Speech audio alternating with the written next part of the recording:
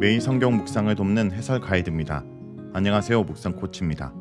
함께 읽고 나눌 말씀은 사무엘하 22장 26절에서 51절까지 말씀입니다. 오늘 본문은 하나님의 구원을 그의 백성에게 나타내시는 까닭에 대해 설명합니다. 하나님은 그 앞에서 신실하고 완전하게 행하는 자에게 신실함으로 대하십니다. 26절에서 37절 읽겠습니다.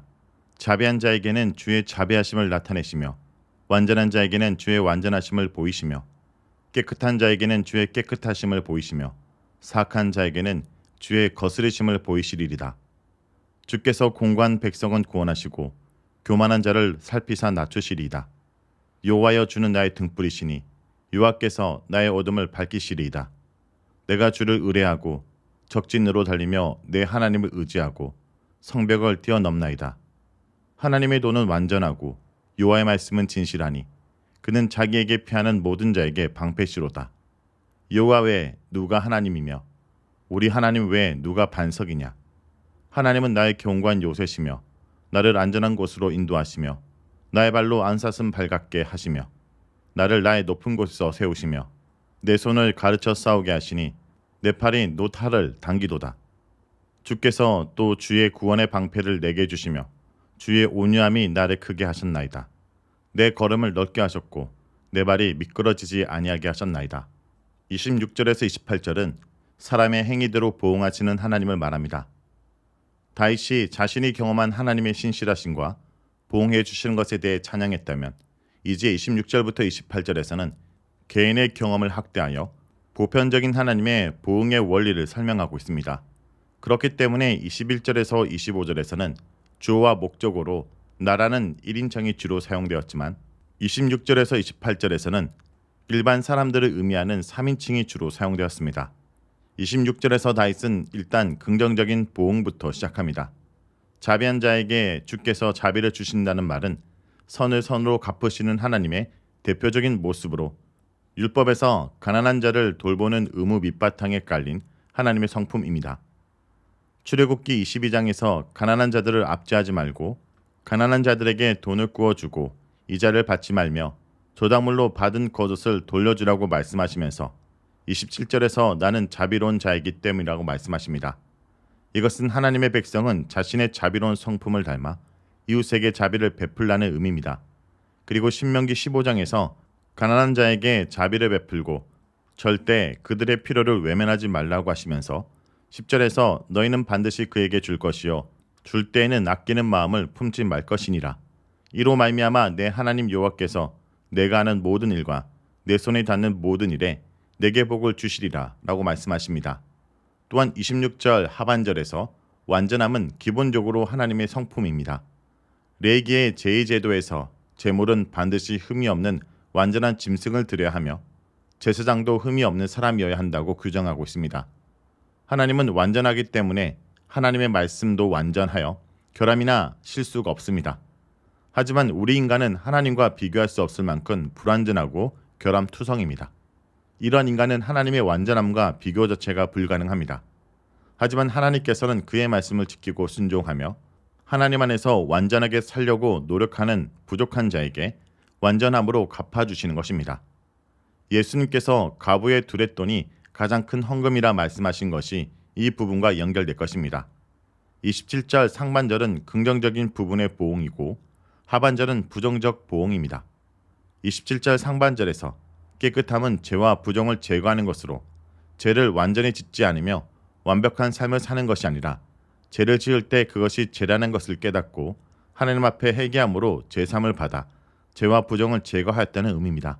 즉 하나님 앞에서 죄를 지었을 때 회개하며 용서를 빌고 죄에 대해 책임을 지면 하나님께서는 그의 죄를 용서하시고 정결하게 하셔서 다시 그 사람과 교제하신다는 의미입니다. 하나님께서는 거룩하신 분으로 하나님과 동행하려면 깨끗한 상태를 유지해야 합니다.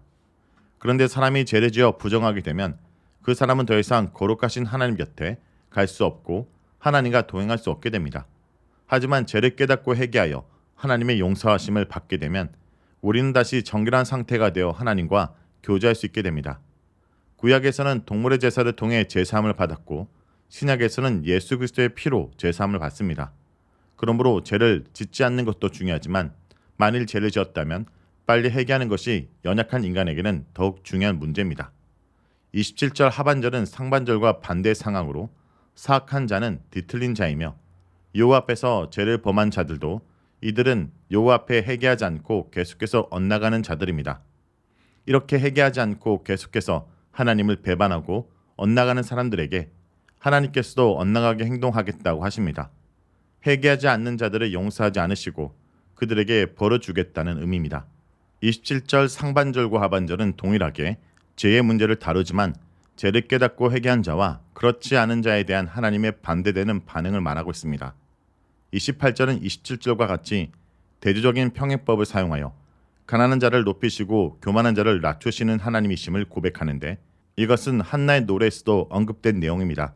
28절의 핵심은 하나님은 얼마든지 상황을 역전시킬 수 있는 분이라는 것으로 가난하다고 낙심하지 말고 높이 있다고 교만하지 말라는 것입니다.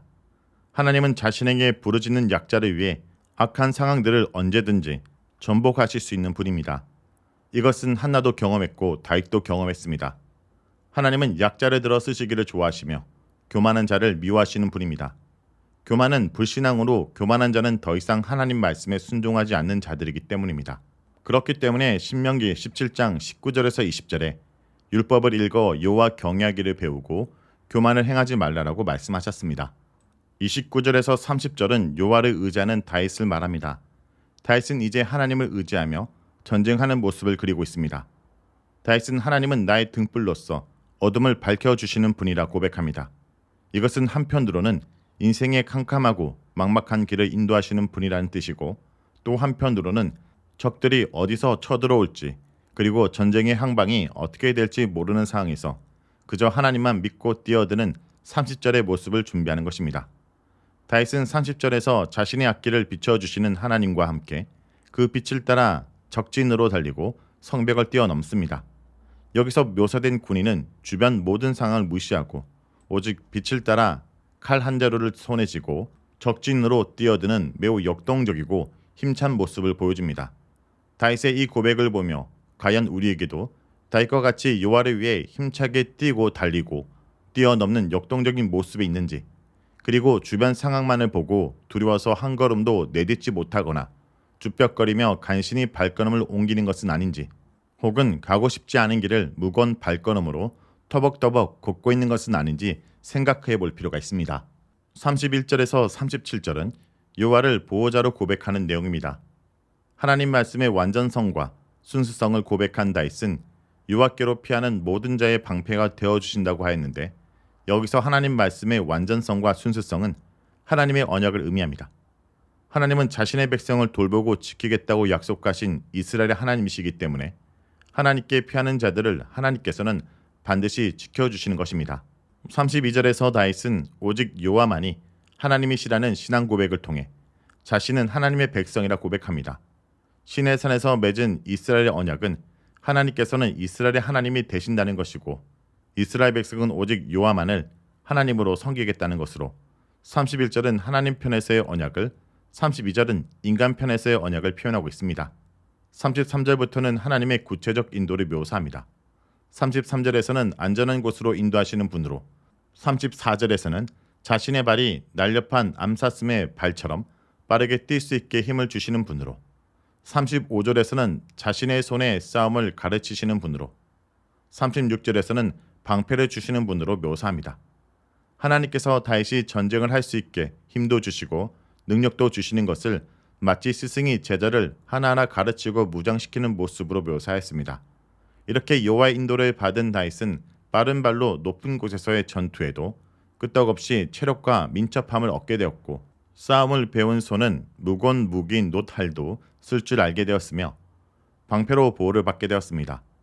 다윗은 여호와께서 자신을 강하게 만드시고 승리를 주신 것을 하나님의 겸손함으로 보았습니다.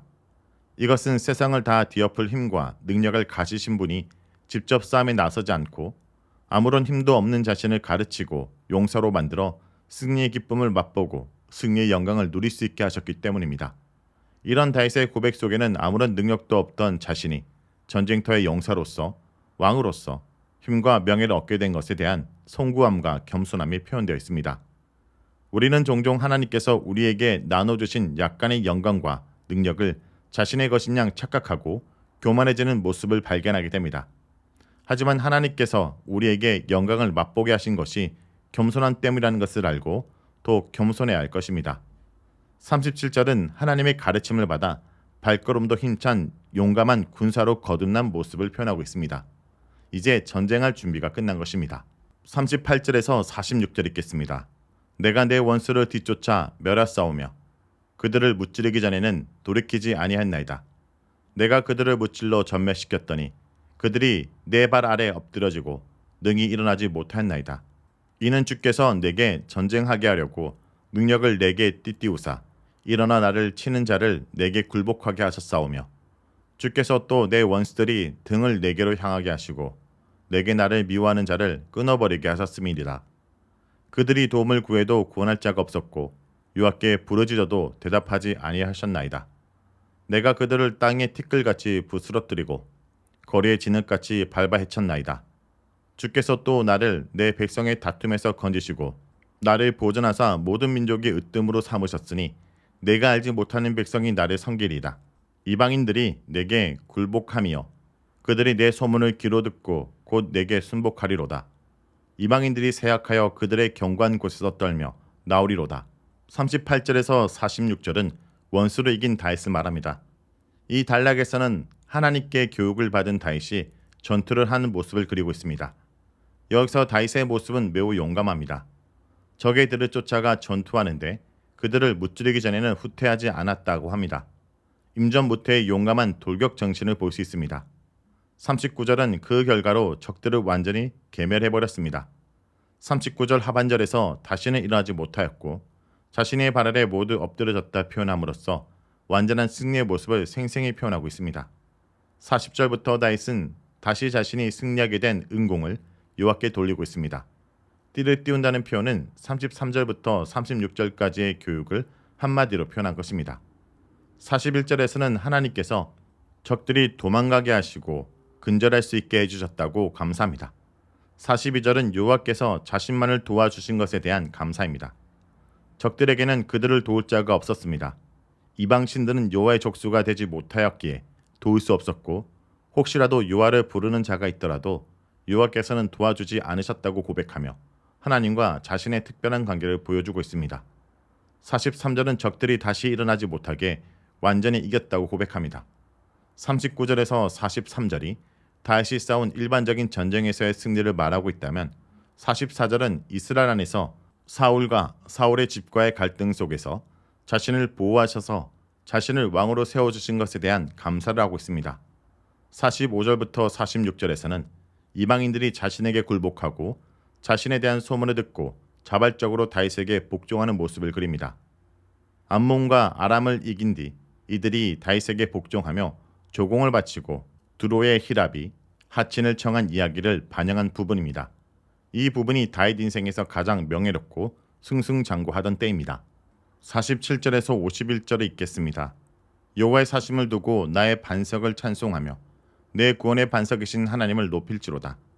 이 하나님이 나를 위하여 보복하시고 민족들이 내게 복종하게 하시며 나를 원수들에게서 이끌어내시며 나를 대적하는 자 위에 나를 높이시고 나를 강포하는 자에게서 건지시는도다. 이러므로 여호와여 내가 모든 민족 중에서 주께 감사하며 주의 이름을 찬양하리이다. 여호와께서 그의 왕에게 큰 구원을 주시며 기름 부음 받은 자에게 인자를 베푸심이여 영원하도록 다윗과 그 후손에게로다 하였더라. 47절에서 51절은 구원의 반석이신 여호와를 찬양합니다. 다윗은 다시 노래의 처음처럼 여호와를 자신의 반석이라고 부르고 하나님을 찬양하며 높이라고 외칩니다. 2절에서는 찬양하라 라는 부분이 없었지만 47절부터 51절의 핵심은 여호와를 찬양하라는 것입니다.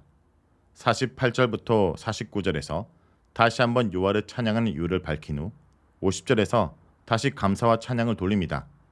여호와 이름을 부르며 그 이름을 찬양한 것입니다. 하나님은 우리에게 은혜 주시기를 원하십니다. 다만 하나님께서 우리에게 원하시는 것은 우리가 받은 은혜를 기억하고 감사하며 여호와를 찬양하는 것입니다. 그래서 구약에서 큰 구원의 사건이 있을 때 찬양이 등장하는 것입니다. 그러므로 은혜 받은 자는 감사하는 것과 여호와를 찬양하는 것을 잊지 말아야 할 것입니다. 그리고 51절에서 왕에게, 즉 여호와의 기름 부은 왕에게, 그리고 다윗과 그의 후손들에게 영원토록 헤세드, 즉 언약의 은혜를 베풀어 달라고 기원하며 노래를 마치고 있습니다. 다윗과 그 후손에게 영원히 헤세드를 베풀어 달라는 것은 하나님께서 다윗에게 주신 언약을 지켜달라는 기원입니다. 그리고 여호와께서는 이 언약을 신실하게 지켜주셨습니다. 비록 다윗이 범죄하고 하나님과 멀어졌을지라도 이 약속은 끝까지 지켜주셨습니다. 전체적으로 다윗의 찬송시가 지어진 시기는 다윗이 범죄하기 이전으로 보입니다. 이 시에서 다윗은 매우 겸손하며 죄를 짓지 않고 하나님의 말씀만을 따랐다고 고백하고 있으며, 어디를 가든지 여호와께서 함께 하심으로 전쟁마다 승리한 것은 다윗이 범죄하기 전의 상황입니다. 하지만 다윗이 범죄한 이후 다윗의 이야기에 하나님은 거의 나타나지 않았고, 하나님과 동행하는 모습도, 하나님께 의뢰하는 모습도 잘 나타나지 않습니다. 그러므로 다윗의 찬양시는 다시 예루살렘을 정복하고 다윗성을 짓고 언약궤를 모셔오고 정치적 군사적으로 안정되었을 때 하나님께 감사하며 바친 노래입니다. 이렇게 절대적으로 하나님을 신뢰하며 감사하는 노래를 했던 다윗도 인간적인 영광에 도취되면 한순간에 하나님과 멀어지는 것을 보면서 우리 인간이 얼마나 약하고 악한지 다시 한번 경고를 받게 됩니다. 자, 여기까지가 사무엘하 22장 26절에서 51절까지 말씀입니다. 오늘 말씀을 통해 우리는 무엇을 묵상하고 적용해야 할까요? 여호와의 도는 완전하고 예리하여 그에게 피하는 모든 자에게 방패가 됩니다. 다윗은 여호와의 도와 규례와 율례를 지켜 죄악을 피하였습니다. 이것이 여호와의 백성이 지켜야 되는 깨끗함입니다. 나도 여호와의 말씀을 마음에 두어 그 도를 지키고 있습니까? 말씀이 생각나지만 제 유혹 때문에 말씀을 무시하고 있지는 않습니까? 오늘 하루 자신을 돌아보기 원합니다.